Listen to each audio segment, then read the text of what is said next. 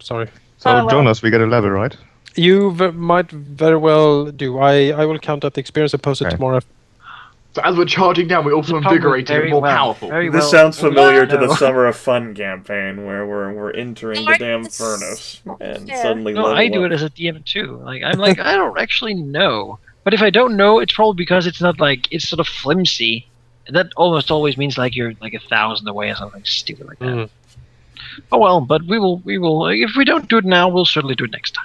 Although the level is nice now. Well, Unless we all die. I have to go, guys, but thank you for the session, and I will catch you all later. All right, Jonas. I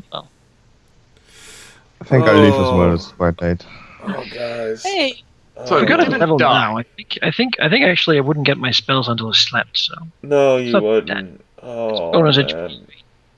Yeah. HP would be nice. Maybe not one shot. So that was annoying. I had not expected that, I must admit. The thought of dwarves had not come into my mind at any point. As we confirmed the charging on, in my back of my mind was like, I'm sure we're forgetting something, and then when we arrived, just like, oh god, the damn wall. You know, we didn't forget that. I considered there might be dwarves involved, if only because of the Explorer campaign. I was, I guess, hoping that maybe the sheriff was going to get them, and maybe by killing the sheriff we stopped the dwarves, but it seems that the dwarves were destined to ruin everything. Man, if we just arrived with the army, like, from the start, we could have fucked over this place really bad. They would have blinded all of us. True. Well, I guess now we have the gnome's bane. That's gonna help. And you know, yeah, we haven't fought a gnome yet, and we might have damaged their weapons, but apparently there's a legion of dwarves here, each with 2 to 3 times as much hit points as we have. I talked to Jonas earlier to sort of hear the state of our troops, and it seems like they're sort of a 5 HP warrior base elf kind of thing. Oh yeah, I already asked him about that, and it's just like, yeah, literally, like, the most HP that I think one of them has is 8. Yes, it's like they're crap. So, but yeah, I guess we have 2 spider monsters and surprise in a way. So let's you know, they have lost many weapons. Your plan with that worked perfectly. I think their surprise canceled out our surprise. Yeah. It's like, surprise, nope, double surprise. Maybe it would have gone better, but Jonas did say that the damn Oakenshield rolled a 20 on his diplomacy. Yeah. You should have rolled more than a 14 on your bluff. I don't think he was named Oakenshield. Yeah, or whatever the hell his name was. I mean, it was a really... I mean, it was a good bluff check. That's a different story. Cunt Waffle McGee. You don't think his name was Thorin Oakenshield? No, that would have been a bit sort of overt. We have 13 dwarves with us, each with their own specific personality and quirk. Maybe they do. Maybe they're styled off of the Explorer. We don't really know where he is. Maybe they're styled off of the Explorer campaign. This session, though, definitely, like, I imagined that we would get into our confrontation with Fastervault and then we'd leave it behind. It's just, we took, from the very beginning. That's a weird session. A lot of stuff I didn't expect. Didn't expect to get spider people or gnome. No, definitely all didn't. the dwarves on it, so I guess nothing really went as planned, but it was good that we did have a plan, I think. Even though we ended up being like, oh, screw it, let's just kill these assholes. We did wait for them to attack, so we do have an, you know. You know. Good reasons are all nice. We are evil assholes, and they kind of know. We are, but... All we do is, like, confuse them. It's like, yeah, no matter what we might have accomplished there, the best we might have done was made the walls easier to take, because the gnomes weren't standing on it anymore, because I was confusing the gnomes. That was good. I'm glad there weren't any gnomes there, too. Anyway, so I need to go, so the call's going to end, so... Don't go, DDS. Hope you guys had fun on the session. Manaki, you can't leave me. Well, I think Tine has to go to bed, too. Manaki, you can't leave me. I technically don't have to go to bed, but I think I better. You have your little private call. We have to discuss strategy, Manaki. Tactics, oh no. Yeah, we actually don't have a map of their goddamn gnome village. That would have been nice to have. Sure Bye, we guys. do. I have video. Oh yeah, that's true.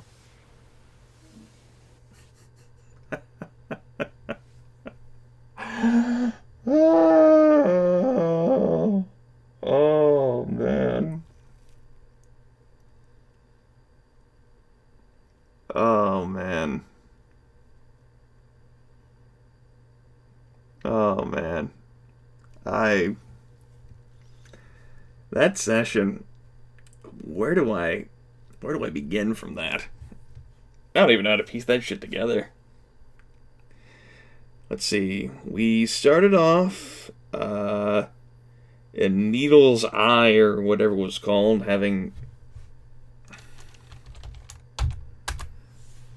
we started off in Needle's Eye, having just dealt with the sheriff and Gunther. Every time I say sheriff, I keep thinking of Kadir from my VTM game. We started off in Needle's Eye, and we ventured to Hex 320, I think it was, in search of the cache of Gnome's Bane, which could be useful to perhaps protect ourselves from the gnomes. Along the way, we encountered the ruined remnants of a caravan by the looks of things, and while I was going to climb up the ridge to perhaps get a better look on the situation, it seems that Zyn, in particular, spotted some shenanigans happening along the ridge, which, whenever I separated myself from the rest of the group and called out in Gnomish, turned out to be a gnome.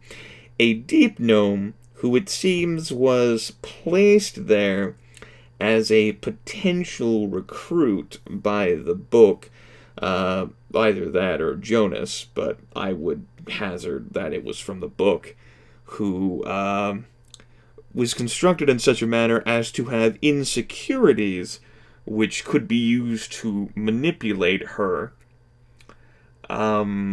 which was taxing and tiring. I like to take the time to write down stuff like that, and I particularly don't enjoy spending all of that solo time. As a player, I would rather have that invested more in group focuses, particularly since, Manaki and I have taken such major roles within the first two sessions thus far, particularly this one. To a lesser extent, the first one, because there was a lot of time with Trislin, Tina's character, but most definitely this one.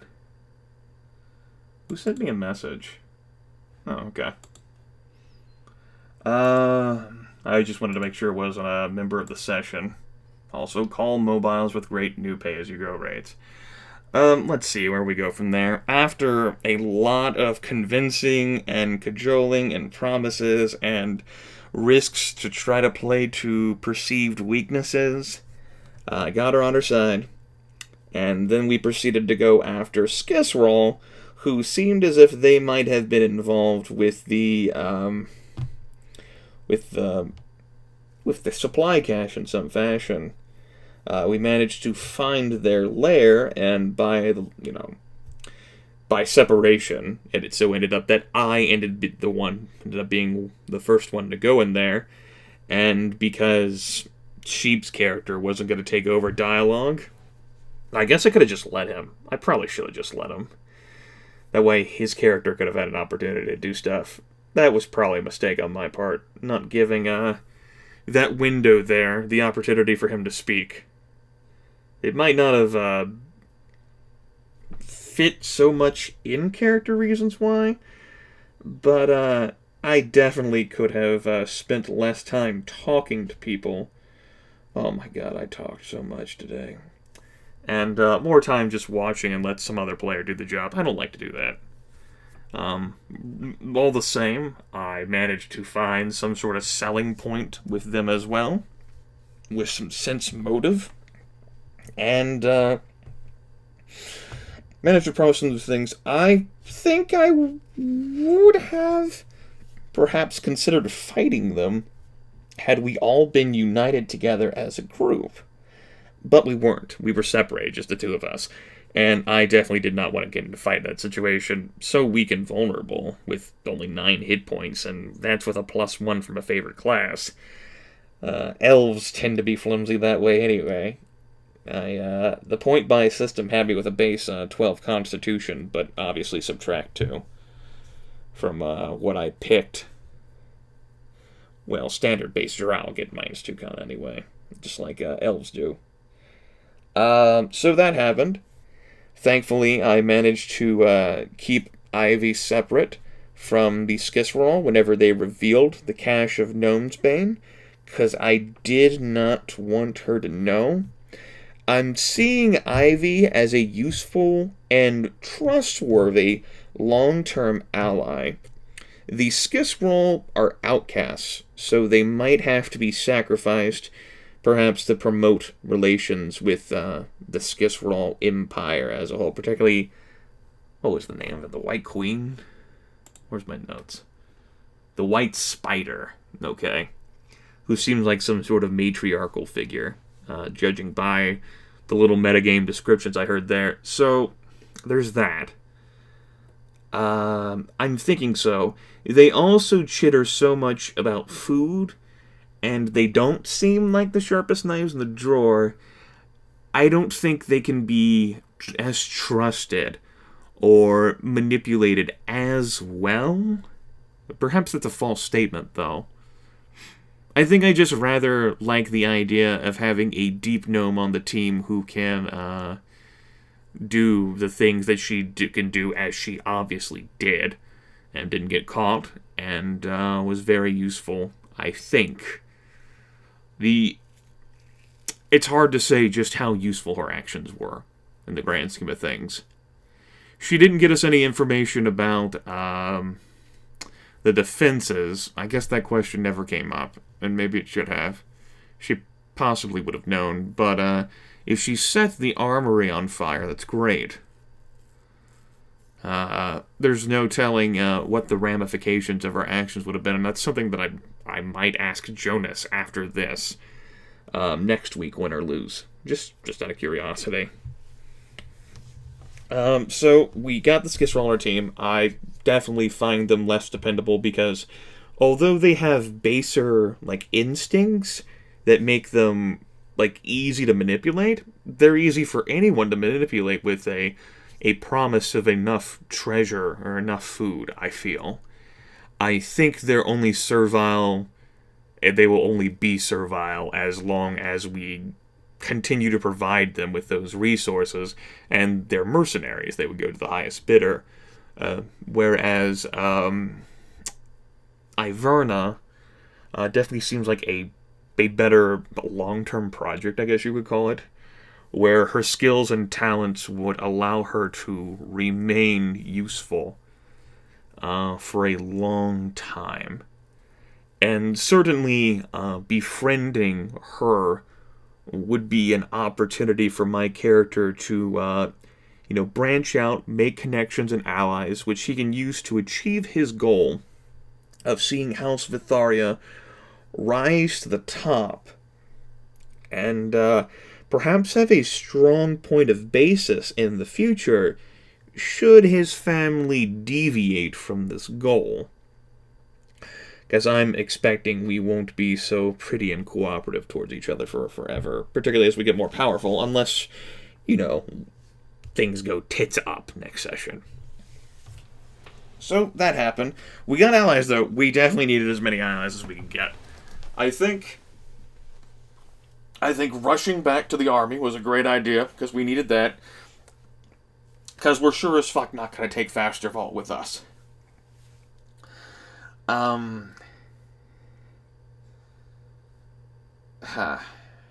Use your words, Grimith. Let's see here. Us splitting away, letting Ivy do her thing, I thought that was a great move. Perhaps in part because I suggested it, or maybe I think it's, I suggested it because I thought it was a great idea. Having her do nefarious activities to weaken things. Perhaps her setting the armory on fire before we arrived, or having it set on fire, was bad, but with the foresight that I had at the time, I thought it was a great move, because I didn't think there would be a wall there with dwarves. And in hindsight, I think it's impossible to say, just, again, how much of an impact that had. We then got to the Lake of Diamonds. I don't know how much worse that situation could have been. If, I expected there to be some losses. Alauneari did not exactly fill the soldiers with the most passion or vigor in that situation. You know, the idea that we were all outcast, that they all served her. You know, they might still have had some ties or faith in Lady Satha of Vothis. Might have thought that what we were doing was suicidal, particularly whenever we left them there for like 2 weeks. And with whatever, like, lizard, salamander, Komodo dragon things are haunting there, apparently seem to have become the apex predator. They're all Randy Ortons. Because of... they can't fucking be seen with dark vision. Either that or they turn invisible. That's comforting. Like, I didn't want to think of that as a player at the time, you know. I was chuckling about it. The whole concept of, you know, you rely on this entire sense. It would be in real life if you were assailed by an invisible opponent, who you could smell, hear, taste, touch, yet could not see at all. And to think of, you know, just the lights there, I suggested that I was thinking, you know, if it's a normal predator, like intelligent predators, we're familiar with that, because we would do the same. If we saw, like, any adventuring party or group down here traveling with lights, that's when the darkness spell-like abilities come out. That's when you bring everything to pitch black, and then you mob them, because they can't fucking see shit. You know, those dwarves might have been able to see pretty far. Like, normal dark vision for them is 60 feet, right? Let me check that. Were they attacking folks that were out... Well, there might have been some light. No, Jonas said there was absolutely no light. Huh. Might have been something that was forgotten in the heat of the moment. Telling me what your heart meant? Yes, 60 feet dark. Well, they're dwarven explorers. They might be fucking different. They might all be imbued with this incredible dark vision gift which allows them to see 120 feet. Or they probably didn't even end up attacking a target that was that far away. How far away was Rilinid? Was he? Just a little bit over 60 feet? That's something to keep in mind. Well, it's impossible to say. All I know is that normal dwarves only have 60-foot dark vision. Didn't think of that at the time. I guess not really pertinent or to the story. So, we go get this army, which has suffered some weaknesses. They've also been set back by these apex predators hunting them as they were trying to hunt. Good story, everyone. We just barely make it to Fastervault with the army. Like, I don't think we could do the southern entrance. And if we could, I don't remember the exact hexes. I'd have to check a video out. You know, maybe like print off a screenshot of it. Or check the internet. I'm sure one of the previews that were posted by Fire Mountain Games probably showed off a picture of that. So you know, we get to the armies. We'll get the army there as quick as we could. Just hoping to hell we can somehow bribe these damn dwarves to let us in. We've established, like, a basic level of trust, of relationship. How much worse could the situation have been if we had let the sheriff live? Or hell, if we hadn't even gone to Fastervault at all and, like, scoped it out a little bit. Like, the sheriff and those trained, armed people who would have worn heavy armor maybe he would have gone for the dwarves and got them there sooner, and they would be like, ha ha ha ha. Maybe he would have gone for someone else. I mean, he had gold, he had goods for trade. It's possible that he could have tried to pick up some form of other people along the way. That would have been great. Shit. And, of course, at the wall, which apparently every single PC thought had a gate or some sort of entry point built into it, which was just a simple misunderstanding by everyone, thinking we all understood each other. I guess it makes sense in retrospect when I look back on it that they wouldn't have built a hole into a hastily made wall. The southern entrance might have been the one that was open the most and also just take the longest to move to. We didn't exactly have the time. I would have loved to try to starve them out, to like siege them up. That'd have been nice. We could have raided their food supplies, perhaps. Stolen their mushrooms. If we had gotten more food, like from where the gnome's main potions were kept, that would have been swell. I should have presented those articles of things to the damn Lord Gerney. I guess I wouldn't have been able to beat a natural 20 anyway, though. So, I mean, even if I do succeed in that, I presume that, we're both testing against his sense motive or some other form or fashion, and because we both succeed, it completely confuses him. And obviously, I'm going to do well when it comes to lying, because I get a +10 circumstance bonus from the mask. So that's how I could get like a +29 even while rolling a 14 in my other bonuses. And, I guess it wouldn't have mattered what other sort of evidence I tried to pull in as proof. Maybe the axe, maybe try to play an angle up. I tried a lot of angles there on the spot, and I tried to save it with candy. Just anything. Just to keep them on the wall. Thinking back, I don't know how I could have done that better. I guess I could have not stood there long enough to get shot. I was hoping I could somehow manipulate that damn gnome. Somehow, maybe like the gnomes take charge. They take their city back. Push them off the walls. We'll get let in. Oh, man. Damn it, I tried. Of course, the situation could have gone worse. Like, say we do get invited in with, like, a tie such situation, but it's only just us, the vanguard, rather than the entire army. The rest of the army has to stand out there, and then, we get murdered by dwarves. No, that wouldn't happen. No. Never. Oh, God. And to top it all off, those explorers are so damn tough. We're a group of 5. 5 PCs. I have show. So, she's not a fighter. I gave her an NPC warrior class and randomly rolled her statistics by rolling 3d6 rather than using the standard NPC array. I never thought I'd use her in a combat situation. I figured maybe it might come up at some point, but it's not something I inherently wanted. I wasn't expecting it to be on the second session.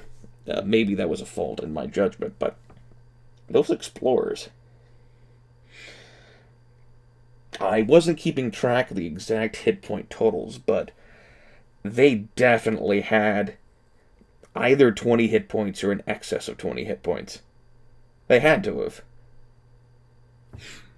What was that first shot that landed that dealt 40% damage to his hit bar? Let's, was this it? 10.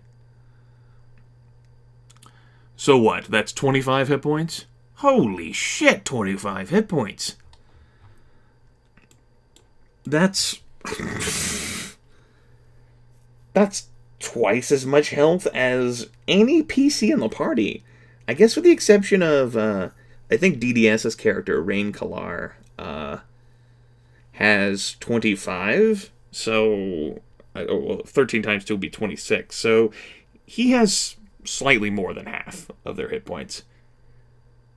But 4 of them all had 25 hit points each. They are obviously in a superior position. We are trying to charge up, and they ended up getting a first shot, which ended up being a lucky shot against my armor class of 19, but still ended up being a favorable shot for them. Shit. You know, we prepared so much for the gnomes. We had the gnomes' bane. Even if they built the wall and, you know, we were getting attacked by gnomes, that wouldn't have been so bad. Especially because I don't think they, well, who knows, who can say. There's so many variables I don't know. And we're going to be apparently fighting, I think Jonas said a total of 4 battles. So 3 more battles through Faster Vault in order to succeed. And we've definitely got our supplies. I'm out of both of my potions.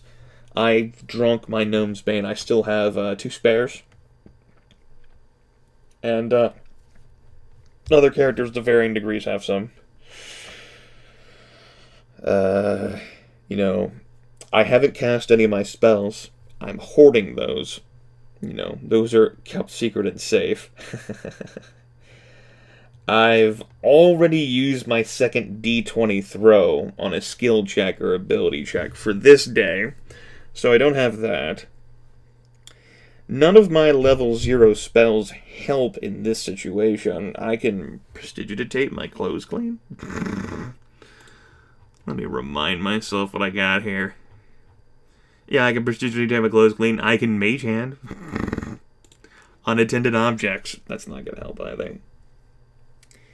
You know, damn it. I'm just mad that we couldn't get in the damn walls. Oh,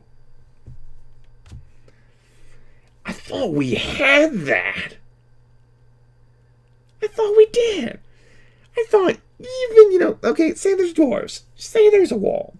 We get Lord Garrity up there. I'm gonna beat this dwarf.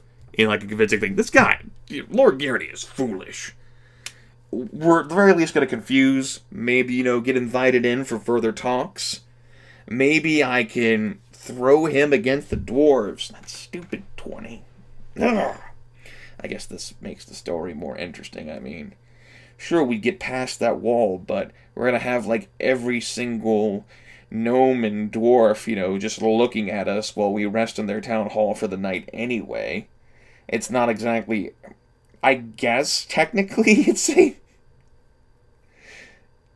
better position. We would just end up being surrounded and mobbed by a population group that's, what, 2, 3, 4 times our size? Oh, those dwarfs. Oh, that was brutal. My character's not made for melee combat. I can't even say he's made perfectly for range combat to just do damage. Particularly against folks who have such a high armor class, who have cover. What, they had 17 AC. I get a +4 on my attack rolls. So in a standard situation, I'd be looking at needing a 13 or better to hit him. Which means the odds are already against me there. You factor in cover, which, obviously the walls. You factor in melee combat, I get it. But for them to have so many hit points, too, that was pretty rough. Especially since they're at the start. Yeah. If there's got to be more dwarves like that, I genuinely don't know whether we can take this thing. If the entire army just mobbed dwarves, how many dwarves are there exploring here? Holy shit. I almost want to accuse this as being like a fireball. For those of you who don't know the story, there was an instance where Jonas threw a fireball at the Summer of Fun campaign group, and it nearly resulted in a TPK. Roldar was the only one standing normally. I only remained standing thanks to my shield. Everyone else went down. It's just... I mean, what... Then again, what can you expect? Obviously they had a superior position. It's just how much health they had and the fact that they could down any of us in one hit. Whereas, barring a lucky critical, none of us could do the same to them. Which, maybe that's balanced. I don't know. I'm not familiar enough with Pathfinder to make that distinction. In that case, my real judgment has to be put on hold to see what happens in the next session. If there's not that many dwarves, that's better. But I know there's going to be at least one more. Man, he's probably not going to be happy with me. No.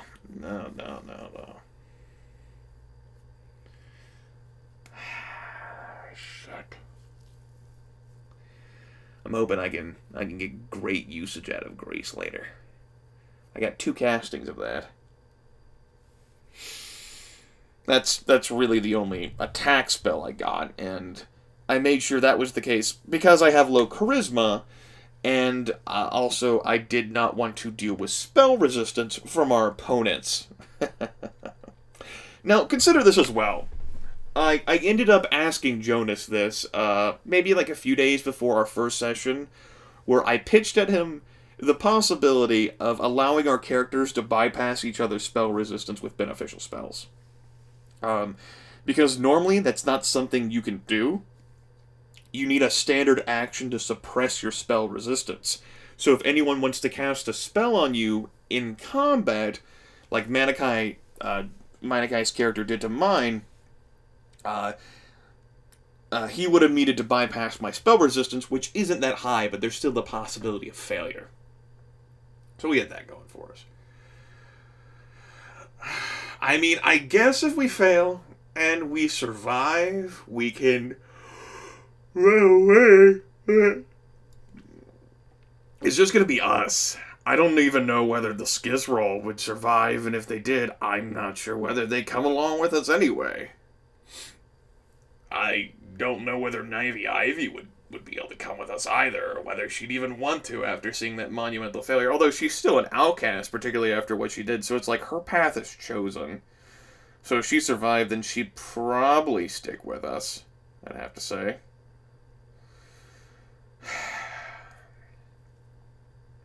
I mean, what else do we do? Do we just sit on the highway and try to look for people to hire?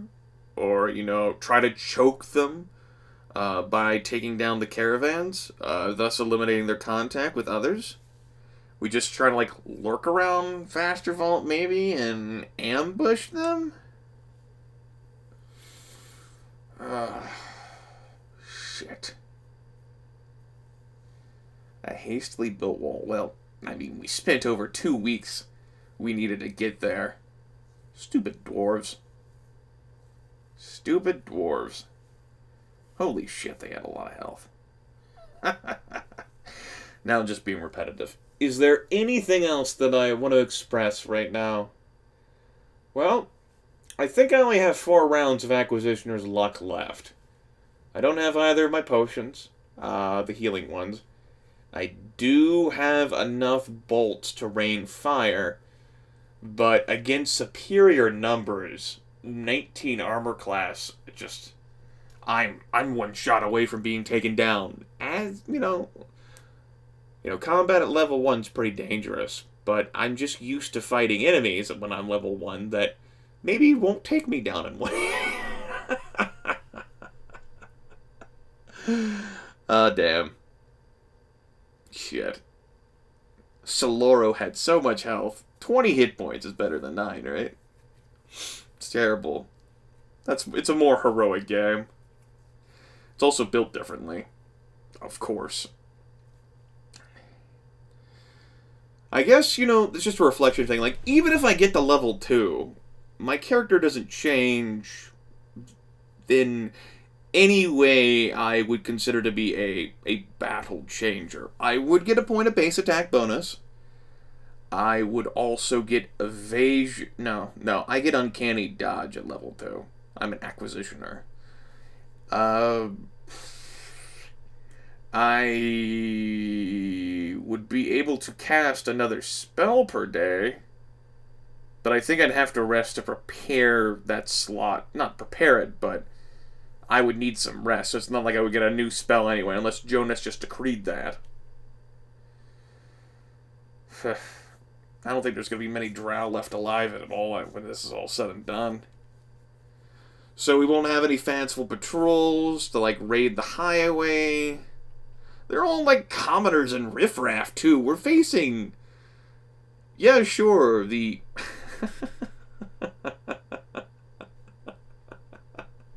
I'm all ragey and whiny now. This is great.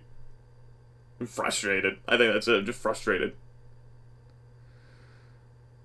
I'm frustrated that not all of the pieces came together. We had a lot of interesting curveballs, which really made it feel like I could, or someone could, Manaki's character, just finagle us in there.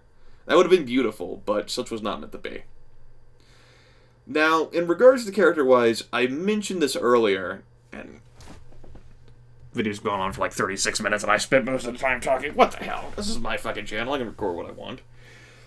Until YouTube gets me. And you all could easily have stopped watching this at any point, because I'm just reflecting.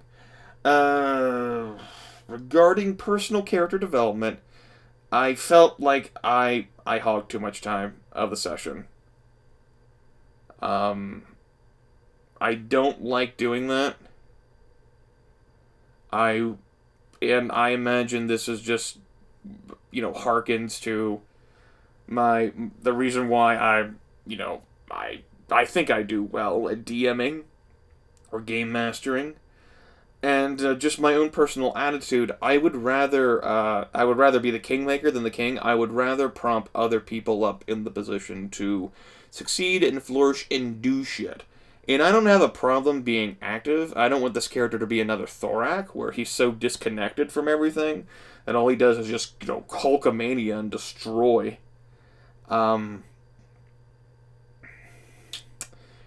However,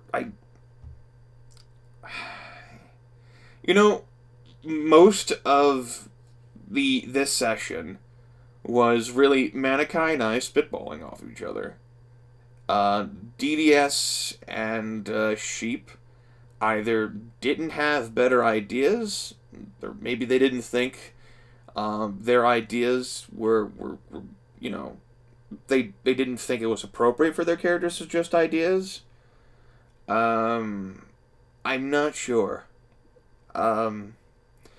It's possible that they're wanting to spend even more time searching for their characters and just trying to find their niches.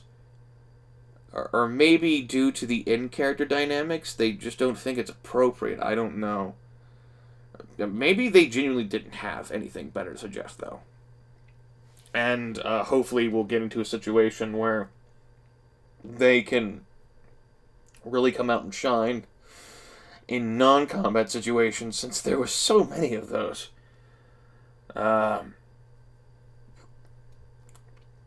Although, to be fair, DDS's character did get blinded for a bit. I guess we are trying to keep things moving on. His character, she saw less of a role here too, and that's because, there was so much time spent dealing with NPCs without her. My entire interaction with the gnome was separate for a long time. My interactions with the spiders, they didn't follow up through the whole. And I ended up being chosen as the speaker because I was the best liar at the walls to try to sell this.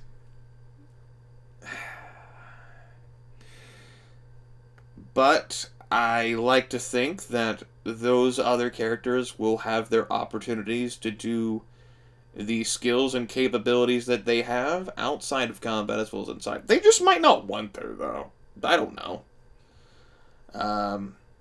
Thinking back to the summer fun, Alvin, of course, was a really, SFW, kept him pretty quiet, but he did do some sneakery.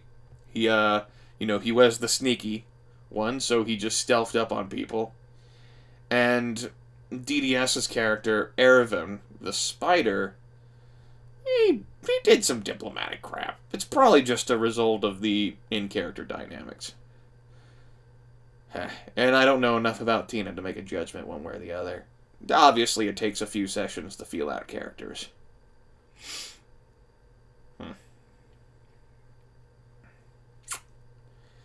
Kind of stumped. I'm in a situation where, I'm examining the evidence, and this might be revealed with time. Maybe, a day later will give me epiphany that just won't be included in this recording. I don't know right now what I could have done better. Sometimes it's not fated to be, and you have to let the dice decide. There's gonna be a luck element in that. Other than, roll better when it came to the combat, which I did not do. I didn't have odds to actually hit the bastards on the walls anyway. At least I got the grappling hook up there. That would have really been a shame if I'd fumbled that.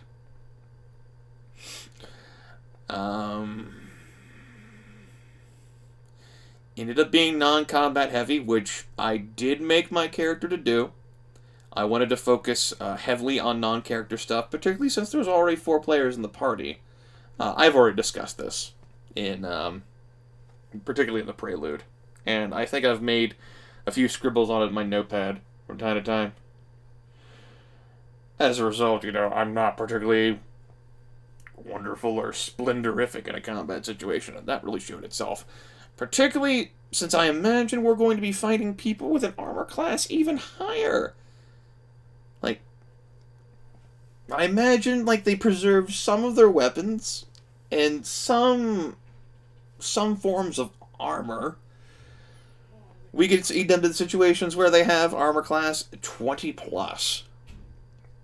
And I certainly would be hard-pressed to hit such a person. At level 1, definitely. And these folks definitely seem like they're higher level than us.